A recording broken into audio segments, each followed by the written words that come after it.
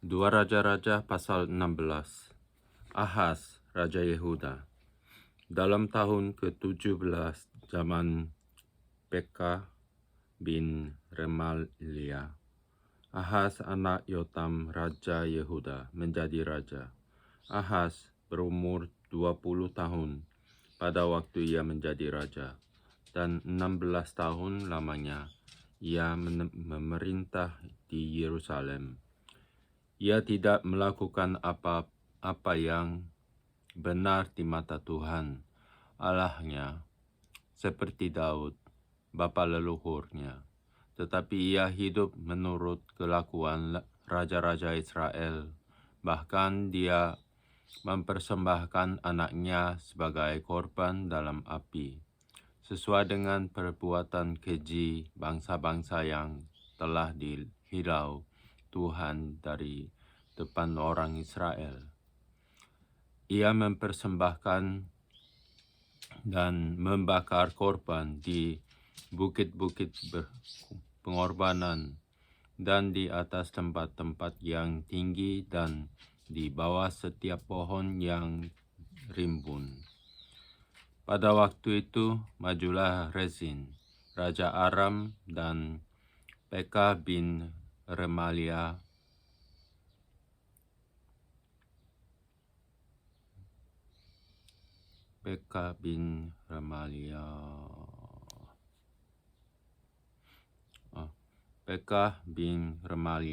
Raja Israel untuk memerangi Yerusalem.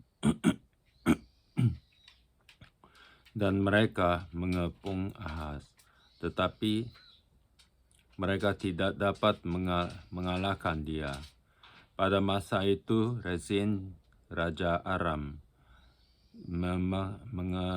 mengembalikan Elat kepada Edom. Lalu ia mengusir orang-orang Yehuda dari Elat. Datanglah orang-orang Edom ke Elat dan diam di sana sampai hari ini.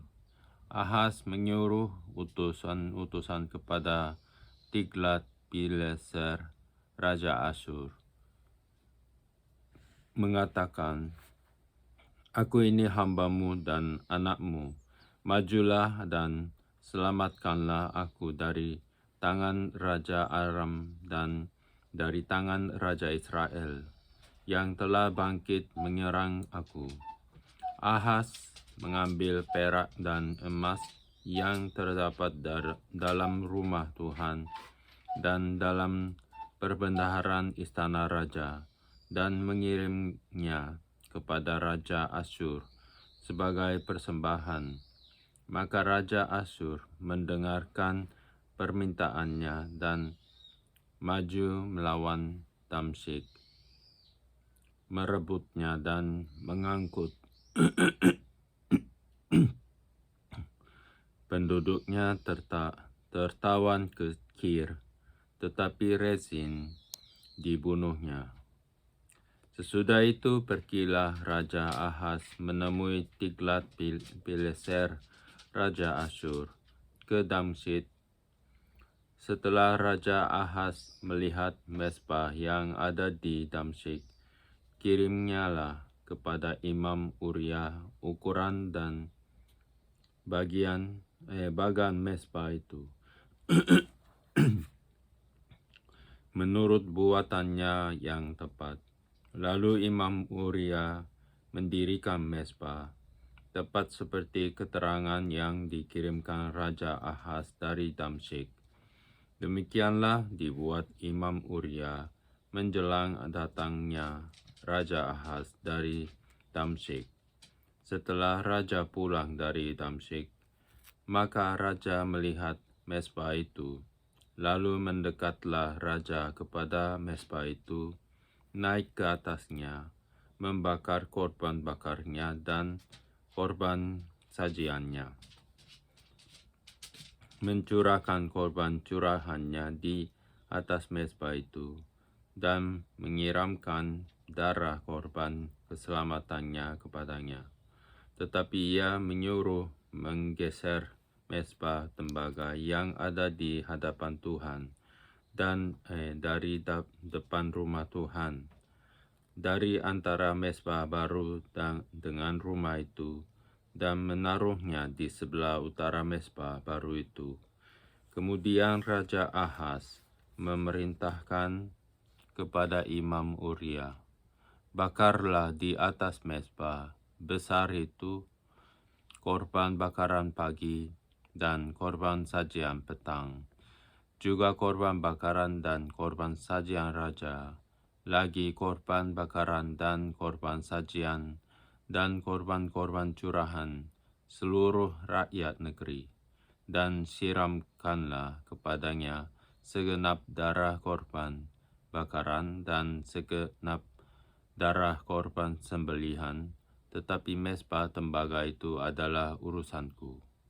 Lalu Imam Uria melakukan tepat seperti yang diperintahkan Raja Ahaz. Sesudah itu Raja Ahaz memotong papan penutup kereta penopang dan menyingkirkan bejana pembasuhan dari atasnya. Juga laut itu diturunkannya dari atas lembu tembaga yang mendukungnya dan ditaruhnya di atas alas batu.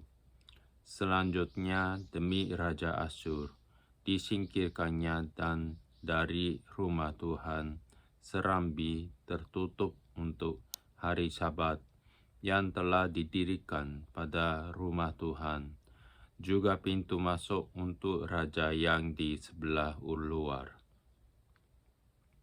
Selebihnya dari riwayat Ahaz dan apa yang dilakukannya, bukankah semuanya itu tertulis dalam kitab sejarah raja-raja Yehuda? Kemudian Ahaz mendapat perhentian bersama-sama dengan nenek moyangnya, dan ia dikuburkan di samping nenek moyangnya di kota Daud. Maka Hizkia anaknya menjadi raja menggantikan dia. Pasal 17. Hosea, Raja Israel. Dalam tahun ke-12 zaman Ahaz, Raja Yehuda, Hosea bin Ela menjadi raja di Samaria atas Israel. Ia memerintah 9 tahun lamanya. Ia melakukan apa yang jahat di mata Tuhan, tetapi bukan seperti raja-raja Israel yang mendahului dia. Salmaneser, Raja Asyur, maju melawan dia. Hosea takluk kepadanya, serta membayar upeti, tetapi kedapatanlah oleh Raja Asyur bahwa di pihak Hosea ada persepakatan, karena Hosea telah mengirimkan utusan-utusan kepada So, Raja Mesir, dan tidak mempersembahkan lagi upeti kepada Raja Asyur, seperti dia biasanya tahun demi tahun. Sebab itu Raja Asyur menangkap dia dan membelenggu dia dalam penjara. Kemudian majulah Raja Asyur menjelajah seluruh negeri itu. Ia menyerang Samaria dan mengepungnya 3 tahun lamanya. Dalam tahun ke-9 zaman Hosea, maka Raja Asyur merebut Samaria. Ia mengangkut orang-orang Israel ke Asyur, ke dalam pembuangan, dan menyuruh mereka tinggal di Hala, di tepi sungai.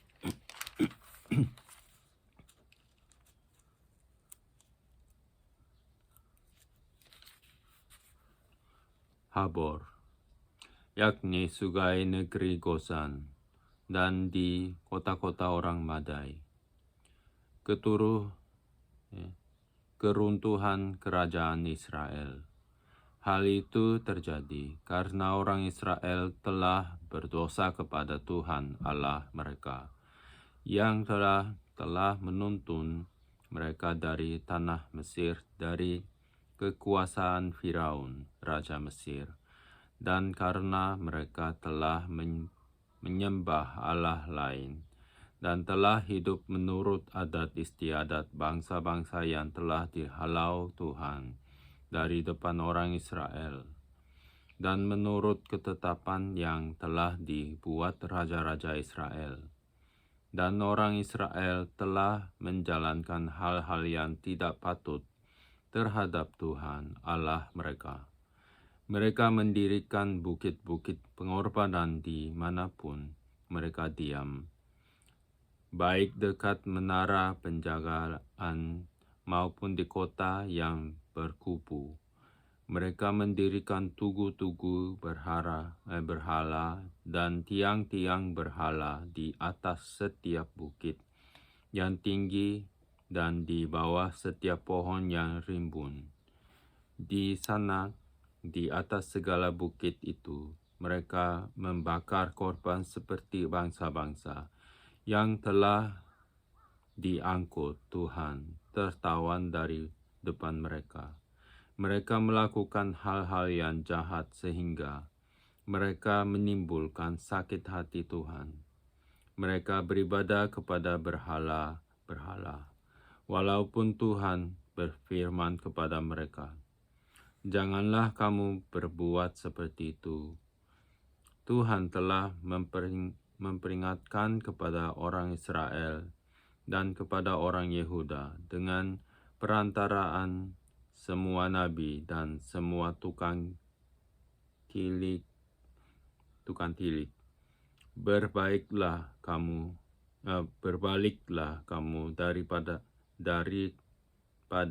jalan-jalanmu yang jahat itu, dan tetaplah ikuti segala perintah dan ketetapanku sesuai dengan segala undang-undang yang telah ku perintahkan kepada nenek moyangmu, dan yang telah ku sampaikan kepada mereka dengan perantaraan hamba-hambaku, para nabi.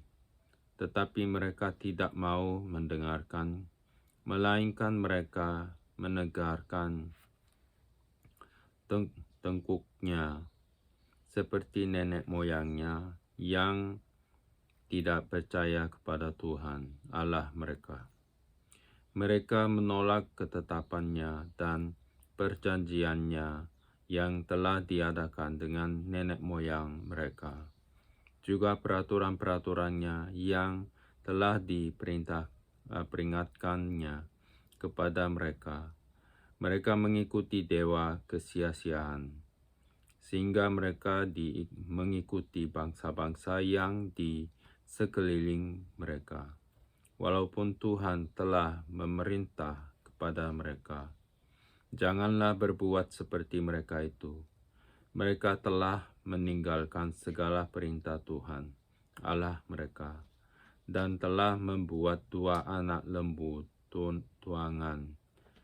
Juga mereka membuat patung Asyera, sujud menyembah kepada segenap tentara langit dan beribadah kepada Baal. Tambahan pula, mereka mempersembahkan anak-anaknya sebagai korban dalam api dan melakukan tenung dan telah dan memperbudak diri dengan melakukan jahat di mata Tuhan, sehingga mereka menimbulkan sakit hatinya. Sebab itu Tuhan sangat murka kepada Israel dan menjauhkan mereka dari hadapannya. Tidak ada yang tinggal kecuali suku Yehuda saja. Juga Yehuda tidak berpegang pada perintah Tuhan Allah mereka, tetapi mereka hidup menurut ketetapan yang telah dibuat Israel. Jadi Tuhan menolak segenap keturunan Israel. Ia menindas mereka dan menyerahkan mereka ke dalam tangan perampok-perampok sampai habis mereka dibuangnya dari hadapannya. Ketika ia mengoyakkan Israel pada keluarga Daud, Maka mereka mengangkut Yerobeam bin Nebat menjadi raja. Tetapi Yerobeam membuat orang Israel menyimpang daripada mengikuti Tuhan dan mengakibatkan mereka melakukan dosa yang besar. Demikianlah orang Israel hidup menurut segala dosa yang telah dilakukan Yerobeam. Mereka tidak menjauhinya, sampai Tuhan menjauhkan orang Israel dari hadapannya, seperti yang telah difirmankannya dengan perantaraan semua hambanya, para nabi orang Israel diangkut dari tanahnya ke Asyur, ke dalam pembuangan. Demikianlah sampai hari ini. Orang-orang Samaria. Raja Asyur mengangkut orang dari Babel, dari Kuta, dari Awa, dari Hamat dan Sefarwaim, lalu menyuruh mereka diam di kota-kota Samaria, menggantikan orang Israel. Maka orang-orang itu pun menduduki Samaria dan diam di kota-kotanya. Pada mulanya, waktu mereka diam di sana, tidaklah mereka takut kepada Tuhan. Sebab itu Tuhan melepaskan singa-singa ke antara mereka, yang membunuh beberapa orang di antara mereka. Lalu berkatalah orang kepada Raja Asyur, bangsa-bangsa yang tuanku angkut tertawan dan yang tuanku suruh diam di kota-kota Samaria, tidaklah mengenal hukum beribadat kepada Allah negeri itu. Sebab itu dilepaskannyalah singa-singa ke antara mereka, yang sesungguhnya membunuh mereka, oleh karena mereka tidak mengenal hukum beribadah kepada Tuhan negeri itu. Lalu Raja Asyur memberi perintah, suruhlah pergi ke sana salah seorang imam yang telah kamu angkut dari sana ke dalam pembuangan. Biarlah ia pergi dan diam di sana, dan mengajarkan kepada mereka hukum beribadah kepada Allah negeri itu.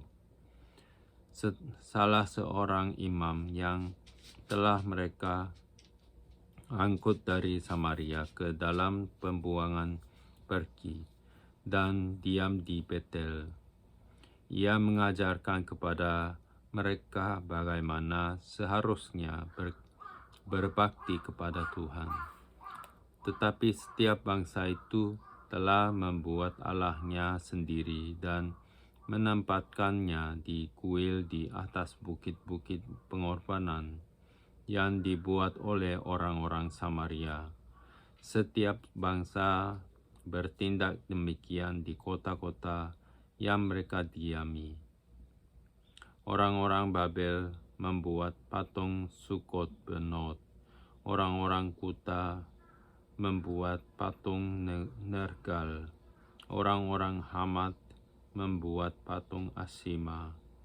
Dan orang-orang Awa membuat patung Nibas dan Tartak.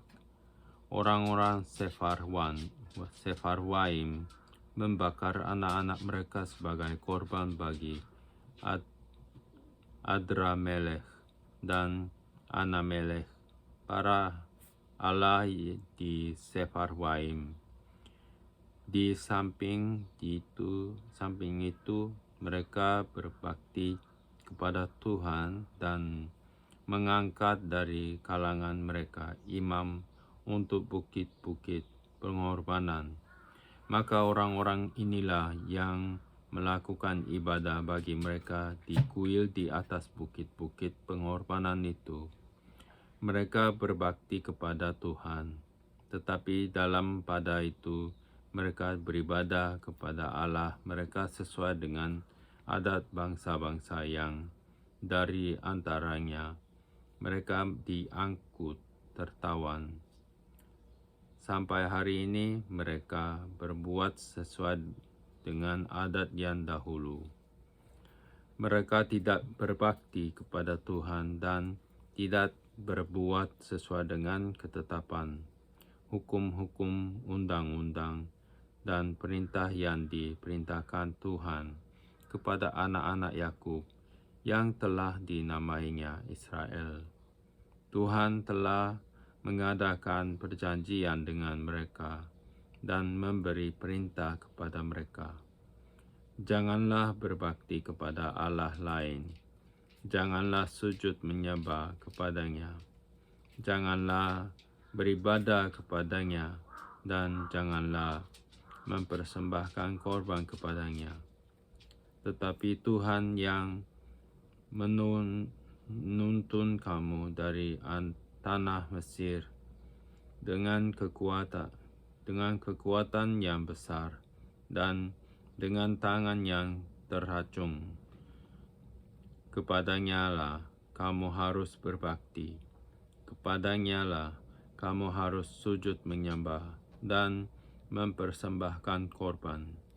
Tetapi kamu harus berpegang pada ketetapan-ketetapan, peraturan-peraturan, hukum dan perintah yang telah ditulisnya bagimu, dengan melakukannya senantiasa dengan setia, dan janganlah kamu berbakti kepada allah-allah lain. Janganlah kamu melupakan perjanjian yang telah kuadakan dengan kamu, dan janganlah kamu berbakti kepada allah lain, melainkan kepada Tuhan Allahmu. Kamu harus berbakti, maka Ia akan melepaskan kamu dari tangan semua musuhmu. Tetapi mereka tidak mau mendengarkan, melainkan mereka berbuat sesuai dengan adat mereka yang dahulu. Demikianlah bangsa-bangsa ini berbakti kepada Tuhan, tetapi dalam pada itu mereka beribadah juga kepada patung-patung mereka, baik anak-anak mereka maupun cucu cicit mereka, melakukan seperti yang telah dilakukan nenek moyang mereka sampai hari ini. Pasal 18, Hizkia Raja Yehuda. Maka dalam tahun ketiga zaman Hosea bin Ela, Raja Israel, Hizkia anak Ahaz Raja Yehuda menjadi raja.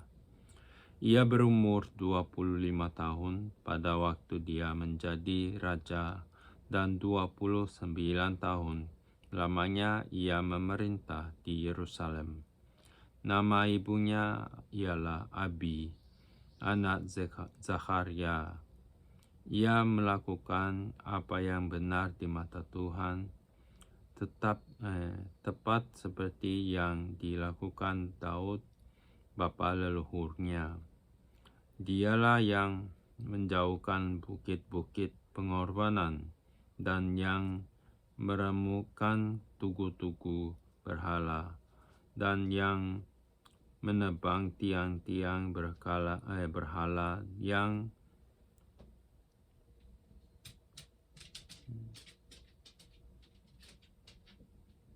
dan yang menghancurkan ular tembaga yang dibuat Musa. Sebab sampai pada masa itu, orang Israel memang masih membakar korban bagi ular itu, yang namanya disebut Nehustan. Ia percaya kepada Tuhan, Allah Israel, dan di antara semua raja-raja Yehuda, baik yang sesudah dia maupun yang sebelumnya, tidak ada lagi yang sama seperti dia. Ia berpaut kepada Tuhan, tidak menyimpang daripada mengikuti Dia, dan ia berpegang pada perintah-perintah Tuhan yang telah diperintahkannya kepada Musa. Maka Tuhan menyertai dia.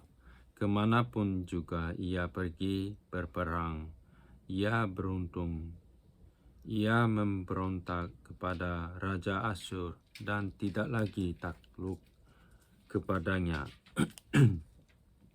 Dialah yang mengalahkan orang Filistin sampai ke Gaza dan memusnahkan daerahnya, baik menara-menara penjagaan maupun kota-kota yang berkubu. Dalam tahun keempat zaman Raja Hizkia, itulah tahun ke-7 zaman Hosea bin Ela, Raja Israel. Majulah Salmaneser, Raja Asyur, menyerang Samaria dan mengepungnya. Direbutlah itu sudah lewat 3 tahun.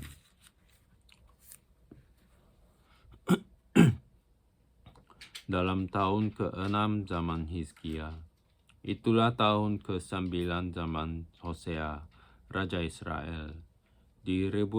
Direbutlah Samaria.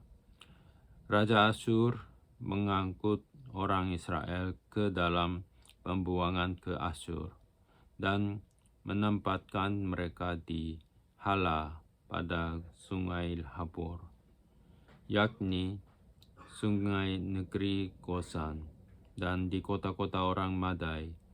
Oleh karena mereka tidak mau mendengarkan suara Tuhan Allah mereka dan melanggar perjanjiannya, yakni segala yang diperintahkan oleh Musa, hamba Tuhan, mereka tidak mau mendengarkannya dan tidak mau melakukannya. Yerusalem dikepung oleh Sanherib. Dalam tahun ke-14 zaman Raja Hizkia, majulah Sanherib, Raja Asyur, menyerang segala kota berkubu negeri Yehuda, lalu merebutnya. Hizkia, Raja Yehuda, mengutus orang kepada Raja Asyur di Lakis dengan pesan, "Aku telah berbuat dosa, undurlah daripadaku. Apapun yang kau bebankan kepadaku, akan ku pikul." Kemudian Raja Asyur membebankan kepada Hizkia, Raja Yehuda, 300 talenta perak dan 30 talenta emas. Hizkia memberikan segala perak yang terdapat dalam rumah Tuhan dan dalam bendaharaan istana raja. Pada waktu itu Hizkia mengerat emas dari pintu-pintu dan dari jenang-jenang pintu bait Tuhan yang telah dilapis oleh Hizkia, Raja Yehuda. Diberikannya semuanya kepada Raja Asyur. Sesudah itu Raja Asyur mengirim panglima kepala istana dan juru minuman agung dari Lakis kepada Raja Hizkia di Yerusalem, disertai suatu tentara yang besar. Mereka maju dan sampai ke Yerusalem. Setelah mereka maju dan sampai di situ, mereka mengambil tempat dekat saluran kolam atas yang di jalan raja pada padang tukang penatu. Dan ketika mereka memanggil-manggil kepada raja, keluarlah mendapat mereka Eliakim bin Hilkia, kepala istana, dan sebenar panitia negara serta Yoah bin Asaf, bendahara negara. Lalu berkatalah juru minuman agung kepada mereka, "Baiklah, katakan kepada Hizkia, beginilah kata Raja Agung, Raja Asyur, kepercayaan macam apakah yang kau pegang ini? Kau kira bahwa hanya ucapan bibir saja dapat merupakan siasat dan kekuatan untuk perang? Sekarang kepada siapa engkau berharap, maka engkau berontak terhadap aku. Sesungguhnya engkau berharap kepada tongkat bambu yang patah terkulai itu, yaitu Mesir, yang akan menusuk dan menembus tangan orang yang bertopang kepadanya. Begitulah kepada Firaun, Raja Mesir, bagi semua orang yang berharap kepadanya. Dan apabila kamu berkata kepadaku, kami berharap kepada Tuhan Allah kami, bukankah Dia itu yang bukit-bukit pengorbanannya dan mesbah-mesbahnya telah dijauhkan oleh Hizkia, sambil berkata kepada Yehuda dan Yerusalem, di depan mesbah yang di Yerusalem inilah kamu harus sujud menyembah. Maka sekarang baiklah bertaruh dengan tuanku Raja Asyur. Aku akan memberikan 2.000 ekor kuda kepadamu, jika engkau sanggup memberikan dari pihakmu orang-orang yang mendarainya. Bagaimanakah mungkin engkau memukul mundur satu orang perwira tuanku yang paling kecil, padahal engkau berharap kepada Mesir dalam hal kereta dan orang-orang berkuda. Sekarang pun, adakah di luar kehendak Tuhan aku maju melawan tempat ini untuk memusnahkannya? Tuhan telah berfirman kepadaku, majulah menyerang negeri itu dan musnahkanlah itu. Lalu berkatalah Eliakim bin Hilkiah,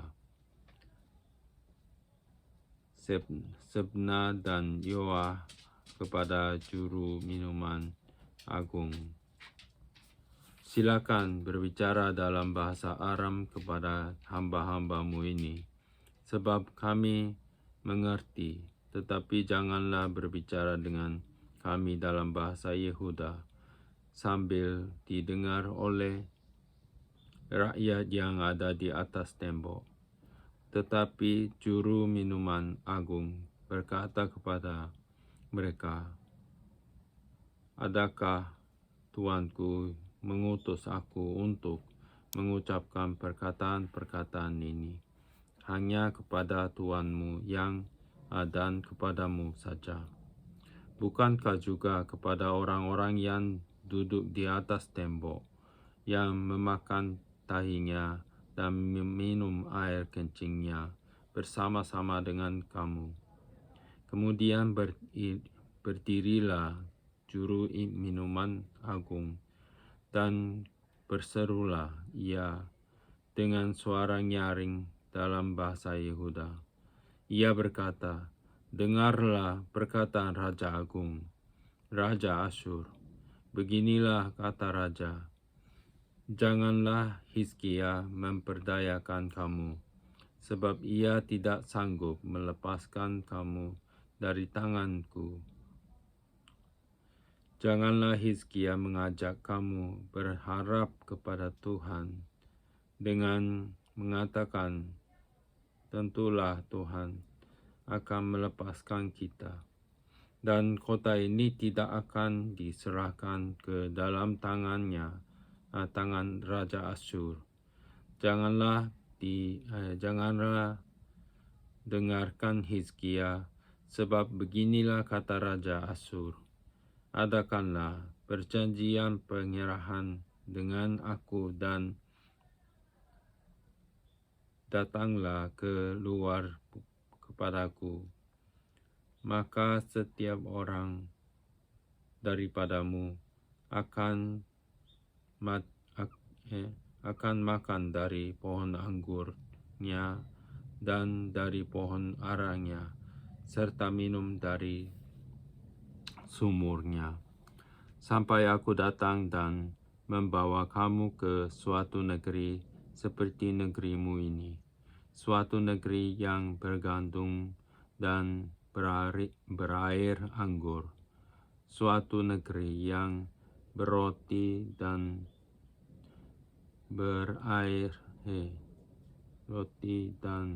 berkebun anggur, suatu negeri yang berpohon zaitun, berminyak dan bermadu.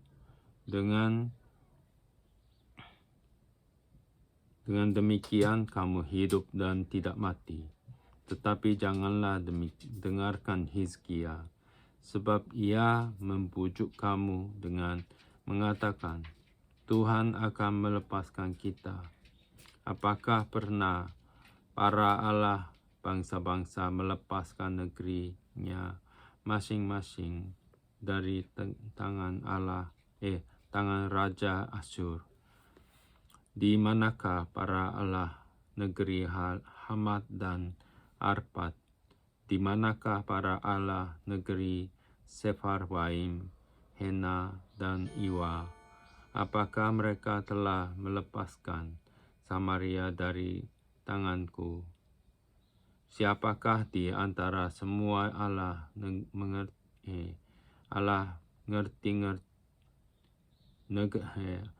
semua Allah negeri-negeri yang telah melepaskan negeri mereka dari tanganku, sehingga Tuhan sanggup melepaskan Yerusalem dari tanganku? Tetapi rakyat itu berdiam diri dan tidak menjawab dia sepatah kata pun, sebab ada perintah raja bunyinya, jangan kamu menjawab dia. Kemudian pergilah Eliakim bin Hilkia, kepala istana, dan Sebna, panitia negara, dan Yoah bin Asaf, bendahara negara, menghadap Hizkia dengan pakaian yang dikoyakkan, lalu memberitahukan kepadanya perkataan juru minuman agung.